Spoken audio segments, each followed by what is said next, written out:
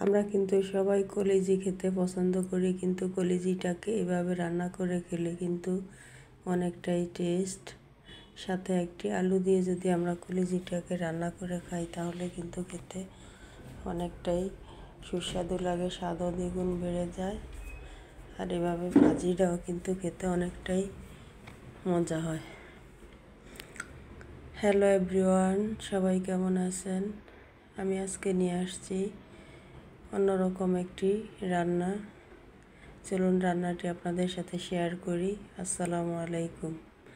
আমরা তো মুরগির কলিজি, মাথা, গিলা এগুলাকে ফেলে দেই। এগুলাকে ফেলে না দিয়ে যদি এভাবে রান্না করে খাই তাহলে কিন্তু খেতে অনেকটাই টেস্ট। এই যে এভাবে ভাজি করে,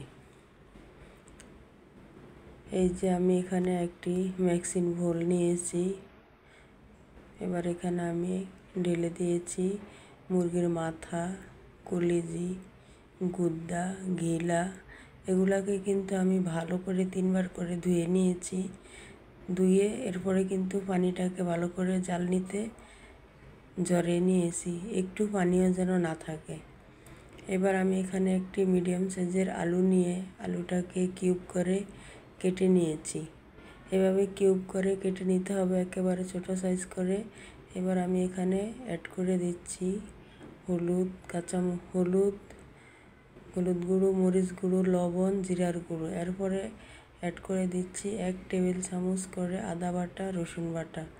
এরপরে দিচ্ছি পেঁয়াজ কুচি। পেঁয়াজটাকে একেবারে কিন্তু ঝিরিঝিরি করে কাটতে হবে, কারণ এটা তো ভাজি করব, তাই পেঁয়াজটাকে একেবারে ঝিরিঝিরি করে কেটে নিয়েছি। পেঁয়াজটা কিন্তু মোটা করে কাটা যাবে না, তাহলে কিন্তু ভাজিটা ভালো হবে না। এবার এগুলাকে হাতের সাহায্যে ভালো করে মাখিয়ে নিচ্ছি, যেন মশলাগুলো ভালো করে একসাথে সেট হয়ে যায়। এবার ভালো করে মাখিয়ে নিব। মাখানোটা আমার প্রায় শেষ। এমনভাবে মাখাতে হবে যেন মশলাগুলো ভালো করে আলু এবং গিলা কলিজির সাথে ভালো করে অ্যাড হয়ে যায়। এবার আমি এখানে দিয়ে দিব 2 টেবিল চামচ পরিমাণ মতো সরষের তেল। সরষের তেলটাকে দিয়ে আবার কিছুক্ষণ মাখিয়ে নিচ্ছি। এবার আমি রান্না করতে চলে আসলাম। চুলায় একটি প্যান বসিয়ে সাদা সয়াবিন তেল 4 থেকে 5 টেবিল চামচ দিয়েছি এখানে, এমনই হবে। দিয়ে এগুলাকে কিন্তু ভালো করে গরম করে নেব। তেলটা যখন ভালো করে গরম হয়ে আসবে তখন তেলটাকে সারা ফ্রাই প্যানে ভালো করে ছড়িয়ে দিতে হবে। এরপরে কিন্তু অ্যাড করে দিব মাখিয়ে রাখা কলিজিগুলোকে দেওয়ার সময় আমার ক্যামেরাটা অন ছিল, আমি খেয়াল করি নাই, দিয়ে দিয়েছি। এই যে দেখুন, দিয়ে কিন্তু আমি এগুলাকে এপিট ওপিট করে ভালো করে নাড়াচাড়া দিয়ে দিচ্ছি। ভালো করে কিন্তু নাড়াচাড়াটা দিয়ে দিলে কি হবে, সম্পূর্ণ আলু, কলিজি, মাথা, গিলা এগুলো কিন্তু সম্পূর্ণ ভালোভাবে সিদ্ধ হবে। এই জন্য একটু ভালো করে নাড়াচাড়া দিয়ে দিতে হবে। এই যে এগুলা কালারটা চেঞ্জ হয়ে আসছে, এগুলা একটু একটু সিদ্ধ হতে চলছে, তাই কালারটাও চেঞ্জ হয়ে গেছে।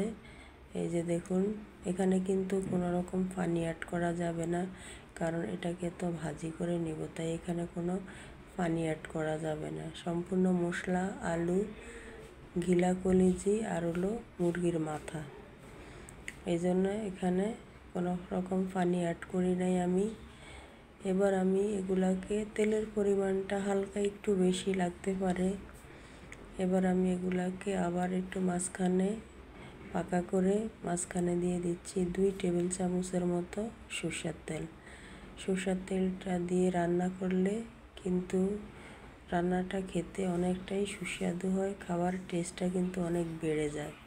তাই সরষের তেলটা আবারও আমি 2 টেবিল চামচ দিয়ে দিয়েছি। মুরগির কলিজিতে কিন্তু অন্যরকম একটা গন্ধ থাকে, ওই গন্ধটা কিন্তু আর থাকবে না। এভাবে রান্না করলে গন্ধটা কিন্তু থাকবে না, তাই এভাবে কিন্তু রান্নাটা করে নিতে হবে। আপনারা যদি এভাবে রান্না করে খেতে পছন্দ করেন, মুরগির ঘিরা কলিজিগুলোকে ফেলে না দিয়ে এভাবে রান্না করে আপনারাও খেতে পারেন, বাচ্চাদেরকেও খেতে দিতে পারেন। এতে কিন্তু অনেক সুস্বাদু, রুটি দিয়েও খাওয়া যায়, এগুলো ভাতের সাথেও খাওয়া যায়।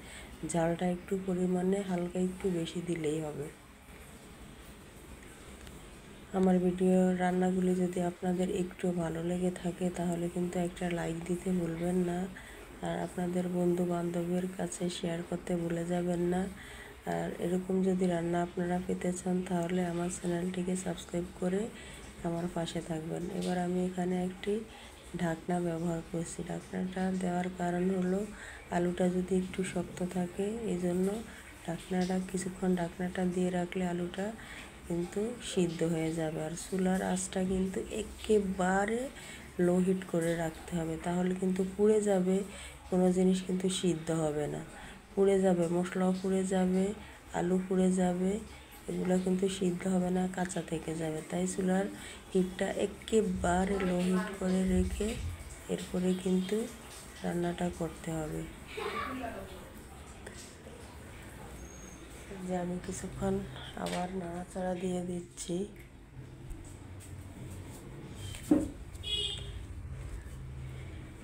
আমি আবারও বলি, আমার রান্নাটি যদি আপনাদের একটু ভালো লেগে থাকে তাহলে কিন্তু একটি লাইক দিতে ভুলবেন না।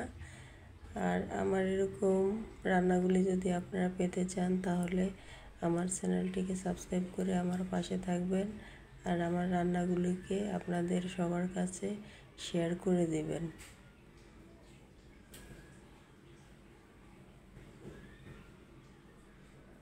এই যে দেখুন, কালারটা একেবারে চেঞ্জ হয়ে গেছে আর ভাজা ভাজাও হয়ে গেছে। আমি যে আলুটাকে দেখিয়ে দিচ্ছি, আলুটা প্রায় সিদ্ধ হয়ে গেছে, আলুটা সম্পূর্ণ সিদ্ধই হয়ে গিয়েছে। আর কিছুক্ষণ কিন্তু ভাজা ভাজা করে নিলে খেতে কিন্তু অনেকটাই টেস্ট হবে, গ্রানটা অনেক সুন্দর একটা গ্রান চলে আসবে।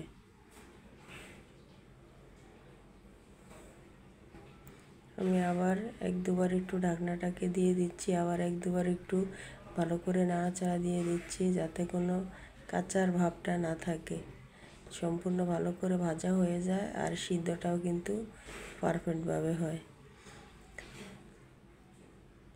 যে যেখান থেকে আমার রান্নাগুলি দেখছেন সবাই ভালো থাকবেন, সুস্থ থাকবেন, পরিবারের সাথে থাকবেন, পরিবারটাকে আঁকড়িয়ে ধরে রাখবেন। জীবনের জন্য পরিবারটাই হচ্ছে সবচেয়ে আগে, সবচেয়ে প্রয়োজন, সবচেয়ে জরুরি। তাই পরিবারটাকে আঁকড়িয়ে ধরে রাখতে হবে। আমার রান্নাটাই ছিল আজ এই পর্যন্তই। সেই পর্যন্ত সবাই ভালো থাকবেন, সুস্থ থাকবেন। অন্য কোনো রান্না নিয়ে আপনাদের সাথে হাজির হব।